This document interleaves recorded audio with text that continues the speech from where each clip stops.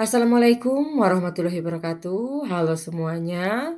Perkenalkan, nama saya Nining Yustiana dari SMA Negeri 1 Parongpong. Saya merupakan calon guru penggerak angkatan 7 dari Kabupaten Bandung Barat.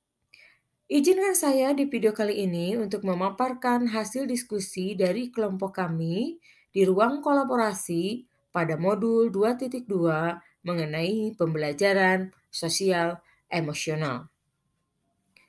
Ini merupakan jenjang SMA yang terdiri dari Ibu Ani Carolina dari SMA Negeri 2 Lembang, Bapak Lukman Amin dan saya sendiri dari SMA Negeri 1 Parongpong, Ibu Rati Yulianti Solihat dari SMA Negeri 1 Cisarua, dan Bapak fasilitator kami, Bapak Hermansyah.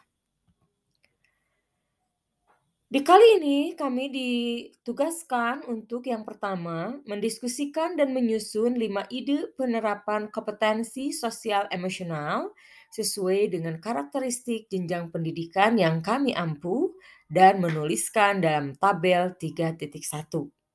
Yang kedua, menyusun 2 ide penguatan pembelajaran kompetensi sosial emosional untuk pendidik dan tenaga kependidikan. Dan ini merupakan hasil diskusi kelompok kami. Untuk tabel 3.1, ide implementasi pembelajaran sosial dan emosional untuk murid pada jenjang pendidikan SMA. Untuk kompetensi kesadaran diri, pengajaran akan secara implisit dan juga eksplisit. Yang pertama, membuat jurnal untuk diri, mengenali diri, dan mengenai pembelajaran, dan juga memantau perkembangan kegiatan diri. Nah, yang terlibat adalah tentu saja murid, guru mata pelajaran, tempatnya di kelas, waktunya saat pembelajaran, dengan durasi waktu kurang lebih 20 menit, dan menggunakan perlengkapan lembar kegiatan. Yang kedua adalah melaksanakan psikotes oleh BP atau BK. Ini tentu saja yang terlibat adalah murid, guru BK, lembaga terkait, kemudian dilaksanakannya biasanya setelah MOPD atau MPLS dengan waktu sekitar 240 menit. Dan perlengkapannya adalah soal psikotes. Kompetensi sosial emosional yang kedua adalah manajemen diri, di mana ini akan diajarkan secara implisit melaksanakan pembelajaran kelompok yang melaksanakan itu murid, guru, tempatnya di kelas, dan waktunya saat pembelajaran kelompok sekitar 90 menit. Untuk kompetensi yang ketiga yaitu kesadaran sosial, maka ini akan diajarkan secara implisit atau eksplisit. Siswa akan diajak menengok siswa yang sakit atau takziah, menolong korban bencana, menganalisis kasus yang sedang terjadi di masyarakat, di sekitar maupun di sekolah, seperti pertengkaran, adanya bullying, adanya abuse, atau misalnya physical abuse, sexual abuse, dan lain-lain. Yang terlibat tentu saja murid, guru, kejadiannya di kelas, waktunya saat pembelajaran kurang lebih sekitar 90 menit, dan ada perlengkapannya yaitu bahan diskusi. Kompetensi yang keempat yaitu keterampilan relasi, maka ini akan diajarkan secara implisit. Akan seperti pembiasaan 5S, senyum, sapa, salam, sopan, santun, dalam pengadaan kelas meeting, pengadaan porak, dan ini yang terlibat adalah seluruh warga sekolah bertempat di sekolah dan dilaksanakan selama jam pembelajaran. Yang kelima, pengambilan keputusan yang bertanggung jawab ini pun akan dilaksanakan secara implisit dan eksplisit.